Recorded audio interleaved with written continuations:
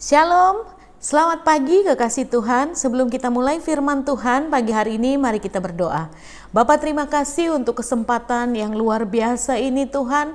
Kami boleh bersekutu, boleh beribadah lagi walaupun kami hanya lewat online. Kami percaya bahwa urapan Tuhan selalu ada di tengah-tengah kami, baik saudara yang ada di rumah maupun bagi kami semua yang mendengarkan acara ibadah online pada pagi hari ini. Kami percaya urapan yang selalu baru ada di tengah-tengah kami semua yang menguatkan kami dan menuntun langkah-langkah kami untuk kami hidup semakin hari semakin bergantung dengan Tuhan. Kami bersyukur Bapa, dalam nama Yesus kami siap untuk mendengarkan firman-Mu. Haleluya. Amin. Saudara, satu kesempatan yang luar biasa kami boleh berjumpa lagi saudara.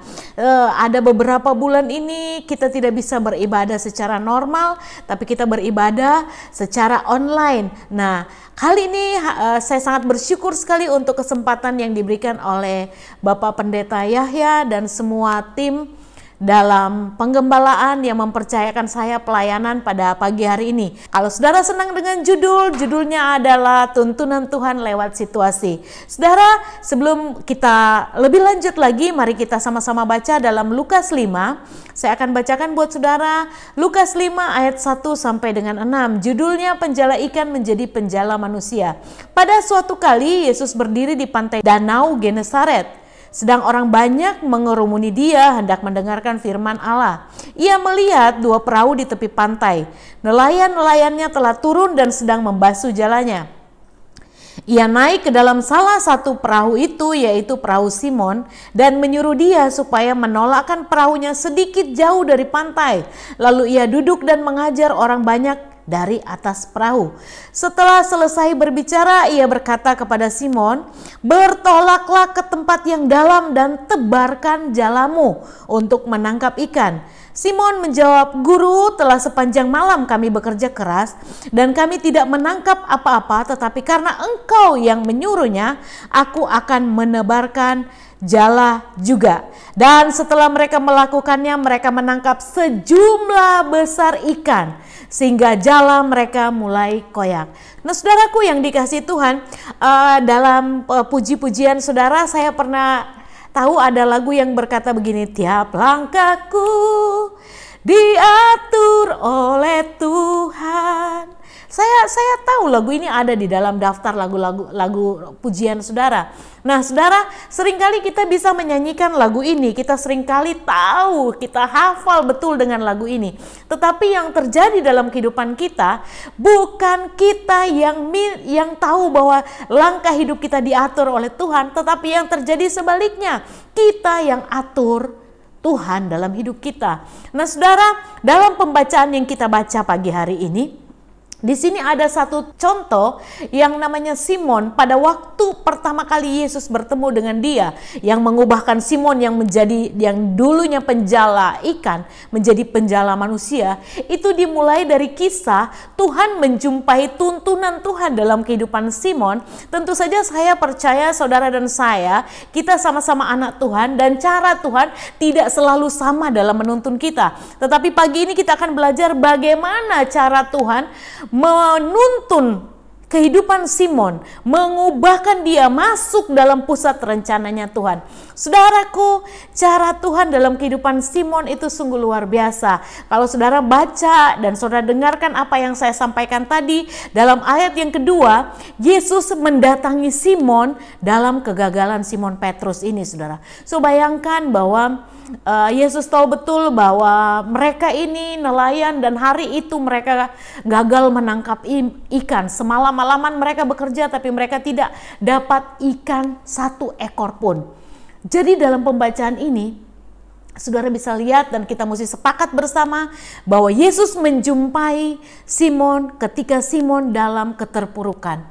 Saudara, dalam kehidupan saya dan saudara hari-hari ini tidak ada satupun di antara kita yang bisa dengan sombongnya berkata, dengan pongahnya kita berkata bahwa aku biasa-biasa aja, aku hebat-hebat aja. Di tengah situasi pandemi ini saya percaya saya dan saudara pun sedang mengalami masa yang tidak biasa. Dan mungkin saudara sedang berkata, apakah masih bisa hidup kita berkata bahwa tiap langkah kita dituntun oleh Tuhan kalau kita sedang menghadapi situasi-situasi yang tidak enak seperti ini. Nah, kekasih Tuhan, yang pertama ada 3 hal yang saya mau share buat saudara, bagaimana hidup yang namanya Simon ini, dia mengalami tuntunan Tuhan dalam situasi kehidupannya. Yang pertama, cara Tuhan ini sangat-sangat berbeda dengan cara Tuhan memperlakukan saya dan saudara atau murid-muridnya yang lain. Yang pertama, Tuhan langsung intervensi, artinya Tuhan langsung naik dalam perahu Simon. Saudara, dalam hal ini kita mungkin berpikir bahwa wow,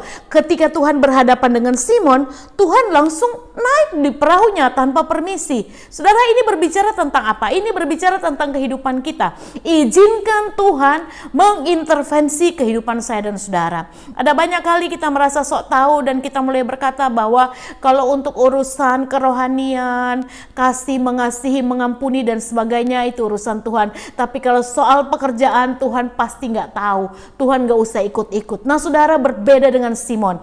Ketika dia dalam posisi gagal, semalam-malaman dia mencari ikan dan dia tidak bertemu, dia tidak dapat ikan 1 ekor pun.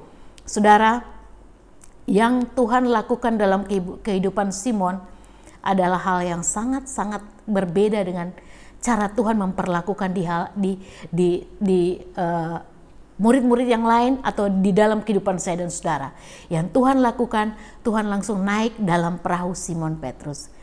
Untuk poin yang pertama ini, mari saudara mulai catat bersama dan saudara mulai camkan bahwa izinkan Tuhan mengintervensi hidup kita. Kenapa kita harus izinkan? Kita mesti tahu bahwa hidup kita ini adalah milik Tuhan.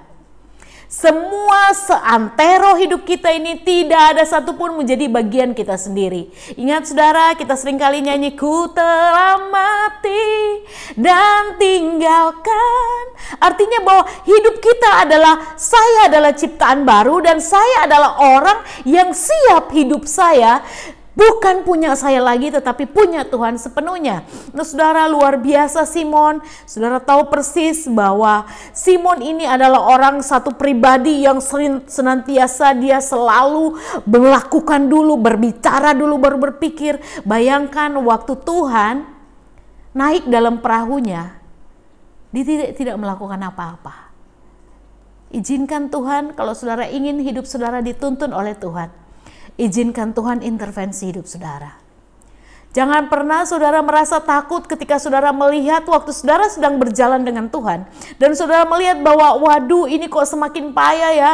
Kok sepertinya saya tidak mendapatkan apa-apa ya. Kok sepertinya saya mengalami jalan buntu. Saudara mulai periksa hidup kita dan kita mulai berkata lagi, adakah kita mengizinkan Tuhan mengintervensi hidup kita? Nah, poin yang kedua yang saya lihat di sini bahwa dalam ayat-ayat yang saya baca tadi, Tuhan menyuruh Simon untuk bertolak ke tengah. Nah, saudara, saya berbicara bertolak ke tengah ini, mungkin sekali lagi kita bahas karakternya Simon. Simon pasti dengan skillnya sebagai seorang nelayan dan dengan pengalamannya yang luar biasa itu, pasti dia akan berkata, aku udah semalam-malaman, aku ngerti banget dengan arah angin, aku tahu dengan situasi musim ikan atau bukan musim ikan. Saudara, kalau saudara skillnya memang, misalnya saudara seorang jago, mekanik yang handal, saudara tahu persis dengan saudara pekerjaan saudara itu, saudara ya.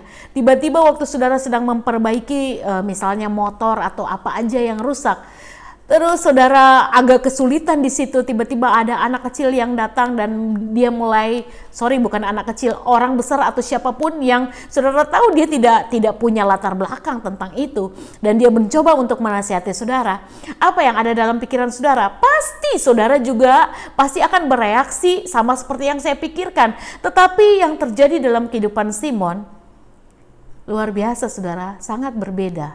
Waktu Tuhan sedang berbicara, ayo kamu bertolak ke tengah. Nah, saudaraku yang dikasihi Tuhan, waktu Tuhan suruh bertolak ke tengah, yang terjadi dalam kehidupan Simon, dia tuh nurut, saudara. Dia tuh bersedia diperintah Tuhan, mau punya hati yang taat. Dia punya kerendahan hati. Padahal posisi dia waktu itu dia dalam posisi yang capek, stres, lelah. Saudaraku yang dikasih Tuhan, kadang-kadang dalam kehidupan, dalam pergumulan kita, kadang-kadang ketika kita mengalami masalah, kita berada dalam situasi-situasi yang tidak enak, berada dalam persoalan yang sangat kompleks. Kita kepengen ya, saya pernah menyampaikan dalam beberapa renungan singkat saya yang saya sering share di Facebook atau di YouTube, saudara. Saya sampaikan bahwa ada satu ketika Elia yang selesai KKR luar biasa, dia baru KKR besar-besaran, dan dia sempat mengalahkan 450 Nabi Baal. Tetapi ketika Isabel mendengar Elia membunuh 450 Nabi Baal, dia marah besar dan dia mengeluarkan satu ancaman. Ancamannya itu tidak main-main. Dia bilang, kalau apa yang kamu lakukan terhadap 450 Nabi Baal itu pun akan terjadi dalam kehidupanmu. Dan apa yang terjadi? Elia menjadi sangat ketakutan. Dikatakan dalam Alkitab dalam 1 Raja-Raja 19 ayat 1 sampai sekian diceritakan bahwa Elia berlari, tetapi Elia dia masuk lebih dalam lagi dan dia bersembunyi di dalam goa. Nah saudara, dalam masa galau itu Elia berharap Tuhan berbicara lewat angin badai, Tuhan berbicara lewat api, atau Tuhan berbicara lewat gempa bumi. Tidak, itu tidak terjadi saudara. Yang terjadi waktu itu Tuhan berbicara lewat angin sepoi-sepoi. Saudaraku yang dikasih Tuhan, dalam kehidupan kita tuntunan Tuhan pun tidak melulu kita hanya dengar dari pendeta-pendeta besar. Tidak melulu ketika ada hamba Tuhan yang terkenal sanggup melakukan beberapa istilahnya dalam tanda kutip sangat sakti, peka dan dituntun pokoknya hebat saudara, top markotop istilahnya. Ada kalanya kita nggak akan mengalami ketika kita didoakan kita langsung terima jawabannya. Ada kalanya kita datang di KKR besar, kita tidak terjadi seperti yang kita bayangkan.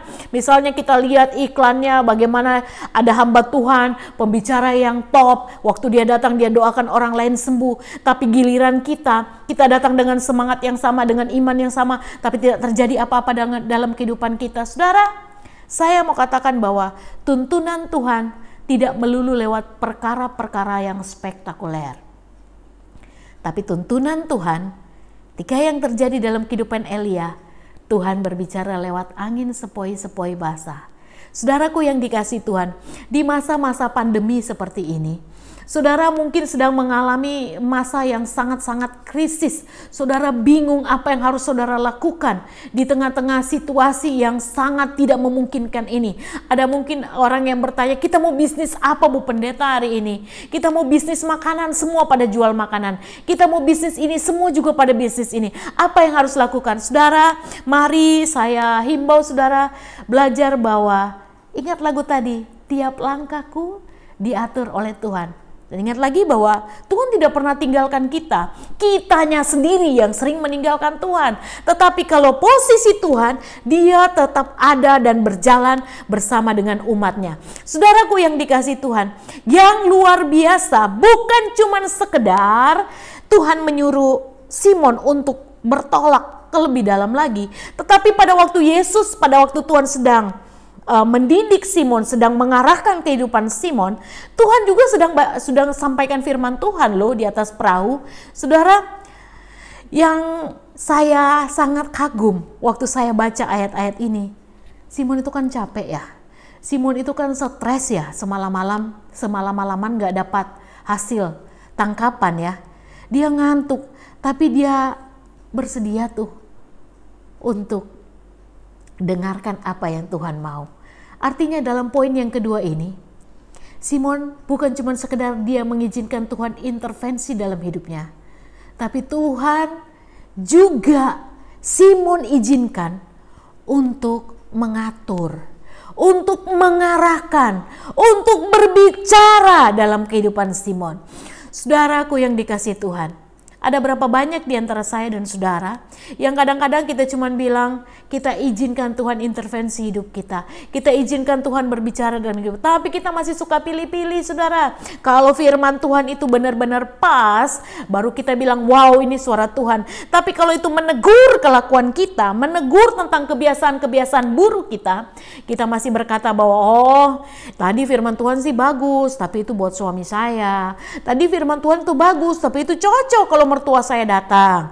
Itu firman Tuhan itu bagus, tapi kayaknya pendeta itu lagi ngotbahi dirinya sendiri. Nah, saudaraku yang dikasih Tuhan, paket untuk kita bisa menerima, untuk kita berjalan dalam tuntunan Tuhan, ya paket yang pertama adalah biarkan Tuhan intervensi hidupmu. Dan yang kedua, izinkan juga Tuhan untuk berbicara, mengarahkan kita. Jadi bukan sekedar dia masuk dalam perahu kehidupan kita, tetapi kita izinkan Tuhan yang mendrive, Tuhan yang mengatur dan mengarahkan jalan-jalan kita. Engkau harus ke kanan, engkau harus ke kiri. Nah, saudaraku yang dikasih Tuhan, yang ketiga, ketika Yesus mengajar di atas perahu, di tengah Simon yang gagal, ngantuk, capek, dan segala persoalan hidup, dikatakan bahwa Simon tetap semangat, saudara. Dia tetap semangat untuk melakukan, mendengar, dan diarahkan hidupnya oleh Tuhan. Dalam kehidupan saya dan saudara, bukankah kita seringkali mengalami bahwa ketika proses terjadi dalam hidup kita, senjata yang mematikan kita bukan masalah kita. Masalah seringkali bukan nomor satu yang membunuh kita, tapi yang membunuh kita adalah semangat kita. Bukankah firman Tuhan berkata bahwa jika engkau tawar hati pada masa kesesakan, kecillah kekuatanmu.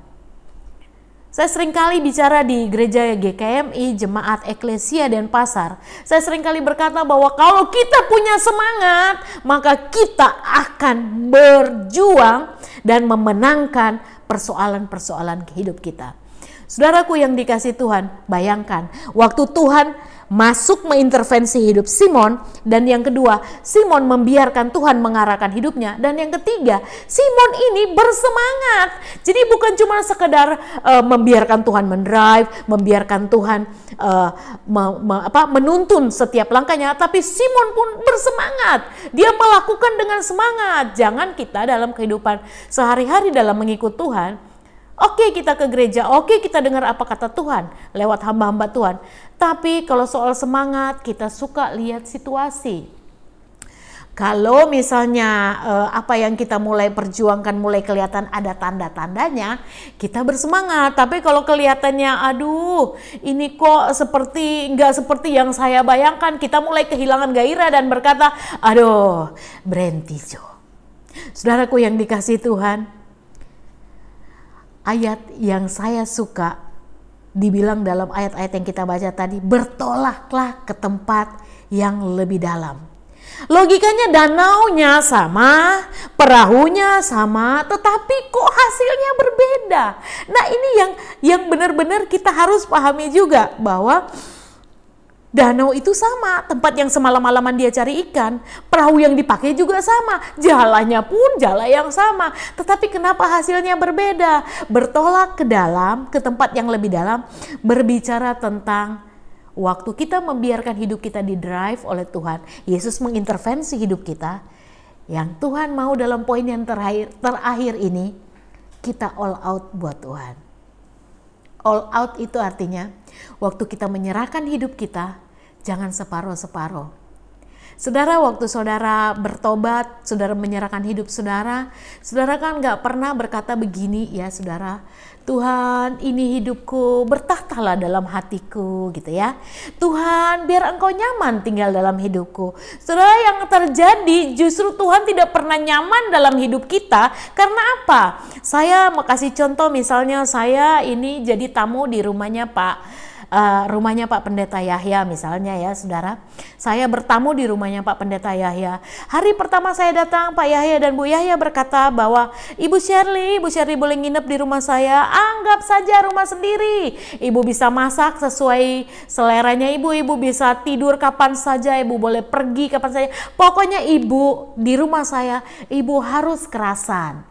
Itu hari pertama. Hari ketiga, misalnya Bapak Pendeta mulai berkata, ibu boleh perlakukan rumah ini seperti rumah sendiri. Tetapi ingat ibu, ada kamar tertentu yang ibu tidak boleh masuk. Di kamar mandi pun ibu nggak boleh mandi lama-lama. Dan di dapur pun ibu nggak boleh pakai dapur sembarangan. Karena ada aturan-aturan tertentu. Kira-kira saudaraku yang dikasih Tuhan, kalau saya dapat peraturan seperti itu dari tuan rumah, ini cuma contoh. Jadi jangan anggap beneran, karena kami tinggal di satu kota, nggak mungkin saya tinggal di rumahnya Pak Yaya dan Bu Yaya ya saudara. Jadi kira-kira kalau ini terjadi, apakah saya bisa kerasan di rumahnya Pak Pendeta? Saya percaya sangat tidak kerasan. Pasti saya 1-2 hari aja saya tinggal di situ, dan hari selanjutnya saya segera untuk cari tempat yang lain. Nah, begitu juga waktu kita berkata kita mengizinkan Tuhan hidup dalam kehidupan kita, tinggal dalam hati kita, tetapi kita masih berkata, Tuhan boleh dah tinggal intervensi hidup saya, Tuhan boleh dah berbicara bertahta dalam hidup saya, tetapi Tuhan, ada bagian-bagian dalam hati saya yang Tuhan gak boleh sentuh. Saya masih punya ini, saya masih belum bisa mengampuni, saya masih pahit hati sama itu. Tuhan, itu jangan disentuh dah Tuhan. Saya mau berkata, apakah saudara yang seperti ini bisa Tuhan kerasan dalam kehidupan saudara, dan saudara bisa terima tuntunan dalam kehidupan saudara setiap hari? Tidak bisa. Nah, kekasih Tuhan, bertolak ke tempat yang lebih dalam, ini berbicara bahwa waktu kita serahkan hidup kita, kita harus benar-benar all out untuk Tuhan. Saudaraku yang dikasih Tuhan, bicara tentang all out, ada banyak di antara kita yang benar-benar belum all out dalam Tuhan. Kalau kita udah all out, tidak ada lagi istilahnya galau pada saat pandemi yang berkepanjangan ini. Saudara mengalir bersama Tuhan. Saudara berpikir bahwa tidak pernah sekalipun Tuhan meninggalkan kehidupan saudara.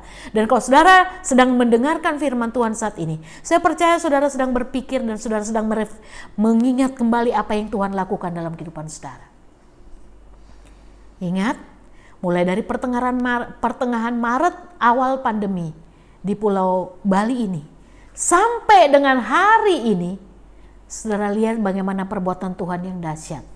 Adakah di antara saudara yang sampai kelaparan? Adakah di antara saudara yang tidak dapat pertolongan Tuhan? Saya sangat percaya saudara, 3 langkah ini untuk saudara memahami tuntunan Tuhan dalam kehidupan situasi saudara. Percayalah bahwa Tuhan tidak pernah kehabisan ide untuk memberkati saudara. Tuhan tidak pernah kehabisan cara untuk menolong saudara. Tetapi yang menjadi bagian saudara, sudahkah saudara izinkan Tuhan mengintervensi hidup saudara? Sudahkah saudara mau taat ketika Tuhan intervensi, Tuhan masuk dalam perahu kehidupan saudara? Sudahkah saudara mau taat untuk ikut dalam tuntunan Tuhan selanjutnya? Dan yang ketiga, adakah saudara bergairah, bersemangat, dan totalitas melakukan seluruh kehendak Tuhan? Kekasih Tuhan, di akhir dari renungan dari khotbah saya hari Minggu ini, saya mau share tentang apa yang sahabat saya alami. Beberapa waktu yang lalu, sahabat baik keluarga kami yang di Surabaya, dia mengalami masa pandemi ini begitu susah buat dia, sebab dia juga seorang pengusaha yang berhubungan dengan singkat cerita pekerjaannya ini tidak bisa dilakukan pada masa pandemi seperti ini. Nah saudara, otomatis secara umum seperti yang kita alami, penghasilannya juga sangat terbatas. Tetapi saudaraku yang dikasih Tuhan, pada minggu kedua bulan Mei, dia mengalami satu hal yang sangat tidak masuk akal dalam pemikirannya. Karena ternyata apa yang pernah dia lakukan, apa yang Tuhan pernah suruh untuk dia kerjakan di tahun-tahun sebelumnya, dia menuai di masa pandemi. Saudara tahu, 2 tahun yang lalu dia pernah mengalami memberi pertolongan kepada temannya yang dalam keadaan posisi terlilit utang. Saudara, sangat-sangat menyedihkan sekali karena teman yang dia bantu ini, dia terlilit utang rentenir dan dia harus untuk menutup utangnya dia bekerja jualan es, saudara. Nah, hasil jualan es itu nggak seberapa. Hasil itu pun dia harus pakai untuk nutup utang. Jadi ceritanya dia kelilit utang untuk makan. Dia punya anak 4, istrinya sedang hamil anak kelima. Sudah bisa bayangkan betapa susahnya orang ini. Nah, teman kami ini, dia waktu teman yang susah yang kelilit utang ini telepon untuk pinjam uang. Dia sebenarnya bukan orang yang sangat berlebihan, tetapi hatinya digerakkan Tuhan untuk membantu teman yang satu ini. Bukan cuma sekedar membantu teman ini. Jadi waktu teman saya ini tanya berapa utang kamu, dia sebutkan utangnya sebanyak berapa juta. Ayo tutup utangmu, dan dia kasih uang buat teman yang kesusahan itu sekitar 2 juta untuk kamu dan anak-anakmu. Tetapi beberapa waktu kemudian sahabat kami yang di Surabaya ini bilang, kayaknya kamu gak cuman saya bantu keuangan aja, saya bantu kamu untuk kerja. Jadi dia tolong carikan pekerjaan. Saudara, selama 1 tahun dia bekerja sebagai sopir pribadi. Rupanya waktu dia jadi sopir pribadi pendeta, dia dapat ide. Karena ada salah satu tamunya pendeta itu cerita bahwa ada satu tanaman yang sedang booming sekarang. Nah, tanaman ini diekspor ke luar negeri. Teman yang kesusahan ini telepon lagi sahabat kami. Dia bilang begini, Pak, bisa nggak Bapak percayakan saya, modalin saya Pak. Saya sewa tanah untuk saya tanam hasil tanaman yang katanya lagi booming ini untuk diekspor ke luar negeri. Saudaraku yang dikasih Tuhan, ajaibnya teman saya ini, sahabat kami ini, orangnya benar-benar sudah totalitas. Dia bukan cuma sekedar mengizinkan Tuhan intervensi hidupnya, tapi dia totalitas untuk tuntunan Tuhan. Waktu dia tanya Tuhan, Tuhan bilang, oke, kamu bantu dia. Saudara tahu, itu udah kejadiannya tahun lalu, waktu dia bantu ini ya saudara. Tahu nggak saudara, waktu bulan kemarin, saat teman saya juga sama dengan kami yang hidup mantap, makan tabungan, tiba-tiba orang yang kesusahan dulu yang pinjam uang untuk modal ini, dia telepon, Pak, saya bisa minta nomor rekening Bapak, saya mau transfer uang pinjaman saya. Nah, teman saya ini dia tidak pernah berpikir bahwa uang yang dia pinjamkan itu bisa kembali lagi. Dia udah gak terpikir, dia pikirlah sekedarlah dia menabur. Saudara, betapa kagetnya sahabat kami ini ketika dalam rekeningnya masuk 400 juta. Dia bilang, ini uang apa? Ini banyak banget. Dia bilang, Pak, kalau Bapak berkenan, ayo datang ke desa saya. Sekarang kami lagi panen. Saudaraku yang dikasih Tuhan, dan saudara, sahabat saya ini melihat langsung bagaimana apa yang dia lakukan itu tidak pernah sia-sia. Saudara, saya mau berkata buat saudara dan semua jemaat yang sedang mendengarkan firman Tuhan hari ini. Ketika kita mengizinkan Tuhan menuntun kita, mungkin ada hal-hal yang gak masuk akal, yang ketika kita dengar suara Tuhan dan kita berpikir bahwa kayaknya gak masuk akal. Tetapi kalau saudara yakin itu tuntunan Tuhan dalam kehidupan saudara, izinkan Tuhan intervensi hidup saudara. Izinkan saudara buka lebar-lebar hidup saudara untuk diarahkan hidup saudara pada jalan-jalannya Tuhan. Dan yang ketiga, bukan cuma saudara melakukan dengan semangat dan izinkan Tuhan mengintervensi, tapi yang ketiga, all out. Lakukan dengan sungguh-sungguh. Apapun yang saudara kerjakan, selagi itu saudara memang yakin tuntunan Tuhan, lakukan dengan sepenuh hati seperti kepada Tuhan. Dan saudara akan lihat bahwa di masa sukar kayak apapun hari-hari ini, saudara akan mengalami tuntunan demi tuntunan Tuhan. Bukan cuma saudara hidup saudara terselamatkan, tapi hidup saudara harus jadi berkat bagi banyak orang di sekitar saudara. Jemaat GKMI Jemaat Eklesia, firman Tuhan hari ini berbicara cukup jelas dalam kehidupan saudara. Tangkap firman Tuhan ini. Bukan cuma saudara dengar, tapi saudara renungkan, dan saya percaya Tuhan bekerja dalam kehidupan saudara. Simon yang gagal, ketika firman Tuhan datang dalam hidupnya, dia berubah menjadi pribadi yang berhasil. Karena apa? Dia izinkan Tuhan intervensi hidupnya, dan dia bersemangat menaati, melakukan, dan all out dalam pekerjaan Tuhan. Terima kasih, sampai bertemu lagi. Saya percaya saudara semua didapati Tuhan dan didapati oleh semua kita bertemu lagi dalam kondisi yang semakin baik, semakin sehat, semakin diberkati Tuhan. Tuhan Yesus memberkati. Shalom. Mari kita berdoa.